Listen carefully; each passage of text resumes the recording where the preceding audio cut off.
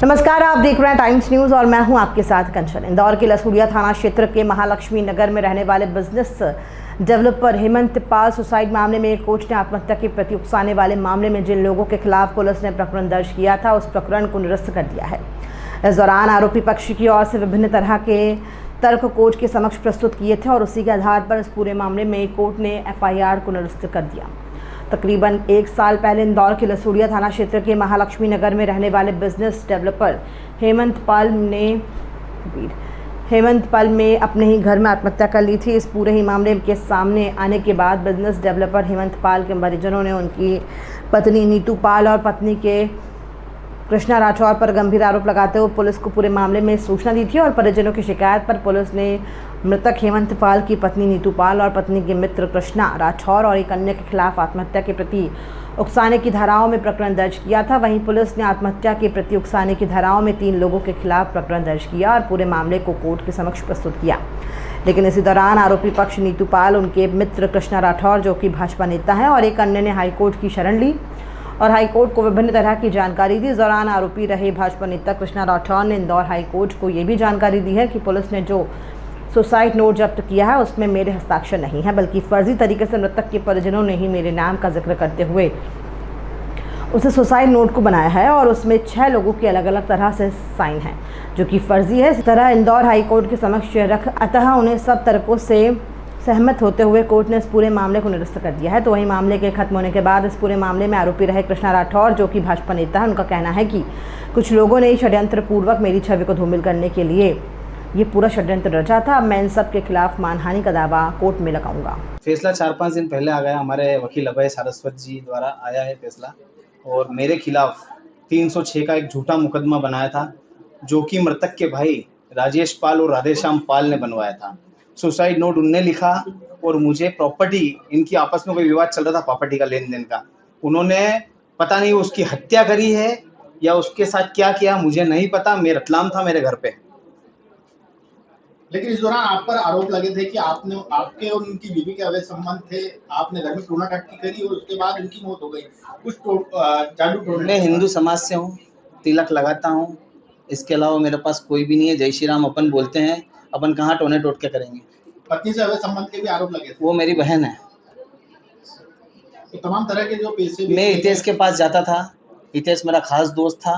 हितेश ने एक personal factory डालने की कोशिश करी थी कि हम ये फैक्ट्री डाल दें, मैंने उसकी मदद करी थी। उसके भाई को हजम नहीं हुई चीज और उसने ये षड्यंत्र, अच्छा प्रॉपर्टी का षड्यंत्र था पूरा ये। सुसाइड नोट किसने बनाया? हितेश ने बहुत पैसा कमा लिया था, उसने एक बंगला ले लिया था। हितेश के पिताजी और हितेश के भाई लोहे भंगार का काम करते हैं, जो स्क्रैप का अटाला भंगार लेते हैं, और 15 साल बाद वो इस घर में आए और 15 साल में अचानक से ये केस हो गया। हाँ, लक्ष्मण पाल 420 के केस में मेरे पास आया था। हितेश बोले मेरे पापा की जमानत करवाओ, आपकी मदद चाहिए। मैंने 420 में मनासा में उसने 12 करोड़ का गमन किया। पूर्विया समाज की जमीन बेच दी उसने उसके नाम से, लक्ष्मण पाल ने। उसकी मदद में करने आया था। हाई कोर्ट ने कितने लोगों को बरी किया है? हाई कोर्ट ने 3 को बरी कर दिया, मुझे बरी कर दिया, नीलू को बरी कर दिया और रानी उदासी को भी बरी कर दिया। नीलू कौन है? नीलू हितेश की वाइफ है और रानी उदासी उनकी भाभी है। टिप्पणी क्या करी है कोर्ट ने? कुछ टिप्पणी करी है पूरे मामले में? कोर्ट ने मुझे बाइज्जत बरी कर दिया। गाड़ी वो खुद दिला के आया था, जीप कंपास।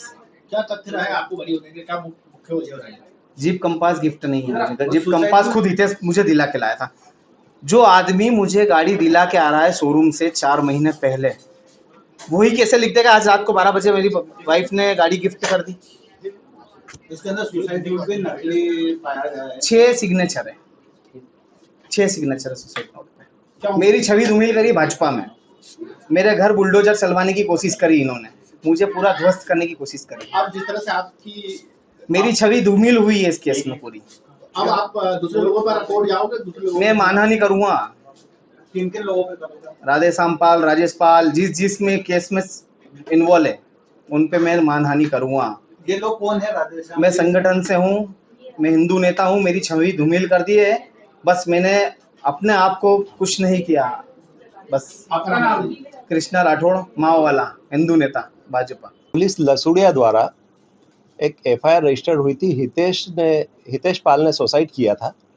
उसमें पुलिस लसूड़िया ने एक फर्जी केस बनाया और उसमें उसकी पत्नी नीलू पाल और एक उनके मुंह बोले भाई थे कृष्णा मावा वाला और रानी उदासी, 3 लोगों को उसमें पुलिस ने आरोपी बनाया था। उसके बाद में लगातार हम लोग अटेम्प्ट करते रहे कि चार्जशीट फाइल करें। पुलिस ने अधूरा इन्वेस्टिगेशन करते हुए फिर चार्जशीट बड़ी मुश्किल से फाइल करी, सब जगह वरिष्ठ अधिकारियों को शिकायत करी। उसके बाद में जैसे ही उनने चार्जशीट फाइल की, फिर चार्जशीट में पूरा मजमून उसका देखा, उससे ज्ञात हुआ कि पुलिस लसुड़िया ने ये पूरा के पूरा एक फर्जी केस बनाया है। उसको हम लोगों ने हाई कोर्ट में 482 पिटीशन में चैलेंज किया और माननीय उच्च न्यायालय ने, जस्टिस सुबोध अभ्यंकर साहब ने, उस पूरी एफआईआर और चार्जशीट को क्वेश करके 3 ही आरोपियों को दोष मुक्त कर दिया, डिस्चार्ज कर दिया। सर कब तक चली ये ट्रायल और किन ये एविडेंस के आधार पे? एविडेंस उनने एक फर्जी सुसाइड नोट बनाया था, मरने वाले के हाथ की राइटिंग का नहीं था, पर उसके वहाँ जो उसके रिश्तेदार रहते थे उन लोगों ने उस सुसाइड नोट को लिखा था। उस सुसाइड नोट को कोर्ट ने डाउटफुल माना और उसको रिलायबल नहीं मानते हुए इन लोगों को निर्दोष साबित किया। सर दोषी अधिकारियों को पनिश किया कोर्ट ने? दोषी अधिकारियों के लिए हाईकोर्ट ने कोई वो नहीं किया है। आरोपी अगर ये चाहते हैं, जिनको डिस्चार्ज किया है, ये उसके खिलाफ कार्रवाई कर सकते हैं। एक गाड़ी भी गिफ्ट देने की बात सामने आई थी। हाँ, वो गाड़ी गिफ्ट देने वाली बात जो आई थी, उस पे कोर्ट की फाइंडिंग ये थी कि वो गाड़ी ऑलरेडी कृष्णा पाल के नाम पे ट्रांसफर हो चुकी है और कृष्णा मावावाला के नाम पे ट्रांसफर हो चुकी है और उनने पूरा के पूरा उसको फाइनेंस करवाया है और उसका पूरा जो इंस्टॉलमेंट है वो ये भर रहे हैं। किसने दिलाई थी ये गाड़ी उनको? वो लेने के लिए जब मृतक हितेश पाल साथ में गए थे, इनने स्पिनी से उसको फाइनेंस करवाया था। उस वक्त वहाँ पे स्पिनी के हमने सब सीसीटीवी फुटेज कलेक्ट किए थे। उसके अंदर ये आया था कि हितेश पाल वहाँ पे खुद शामिल थे और उस समय 10,000 रुपये हितेश पाल ने दिए थे और बाकी का जो अमाउंट था वो सब कृष्णा मावावाला ने डिपॉजिट किया था। इसीलिए वो गाड़ी पूरी की पूरी कृष्णा मावावाला के नाम पे ट्रांसफर हो गई। एक पुलिसकर्मी का भी नाम आ रहा था इसके अंदर। पुलिसकर्मी कुमरावत जी हैं, वो पूरा के पूरा ये कहानी जो मैनिपुलेशन किया है ये कुमरावत जी ने ही किया है और उनने इस वाले केस में सामने फरियादी पक्ष से मिलके ये झूठा आरोप इनके ऊपर लगाया है और इनके परिवार का जो वहाँ पे मकान में सामान था, एक एक सामान, वॉशिंग मशीन से लेके जेवरात, गहने, नगद पैसा जो था पूरा के पूरा वो ट्रक में भर के लेके चले गए। उसके भी हमारे पास पूरी डिटेल्स है। उन लोगों के खिलाफ भी हम कार्रवाई कर रहे हैं और हमने एक आवेदन पहले पुलिस को दिया था कि इन लोगों का जो ये सुसाइड का केस बनाया है, ये सुसाइड का केस नहीं है, ये 302 का केस है। इसके लिए हमने एसीपी अभिषेक आनंद को भी कंप्लेंट करी थी, डीजीपी को भी कंप्लेंट करी थी, होम मिनिस्टर को भी कंप्लेंट करी थी। तो कुमरावत जी ने उस पर कोई कार्रवाई नहीं करते हुए तुरंत उनने चार्जशीट, आधी अधूरी जो चार्जशीट थी वो पेश कर दी।